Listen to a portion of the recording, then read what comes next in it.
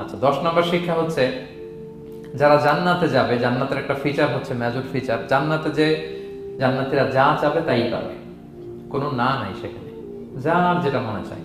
এটা সূরা ইয়াসিনের 57 নম্বর আয়াত আল্লাহ বলেছেন, লাহুম ফিহা ফাকিহা ওয়া লাহুম মা ইয়াদদাউন। সেখানে অজস্র অঢেল সুস্বাদু মুখরোচক ফলমূল থাকবে। দুনিয়াতে এক ফলে এক মজা, আনারসের মজা তরমুজে নাই, তরমুজের মজা আমে নাই, আমের মজা বাঙ্গিতে নাই, বাঙ্গির মজা কাঁঠালে নাই, কাঁঠালের মজা ডুরিয়ানে নাই। যেইটা খাবেন ওইটা স্বাদ। জান্নাতে এক ফলের ভেতরে হাজার রকমের স্বাদ আল্লাহ ঢুকাই দেবে। আচ্ছা, দুনিয়াতে যে কমলা খান, কমলার ছোলা খান, হ্যাঁ, ডাব যে খান, ডাবের ছোলাটা খান, শুধু পানি। ওইখানে ডাবের চেয়ে আর ডাবের ছোলা মজা লাগবে।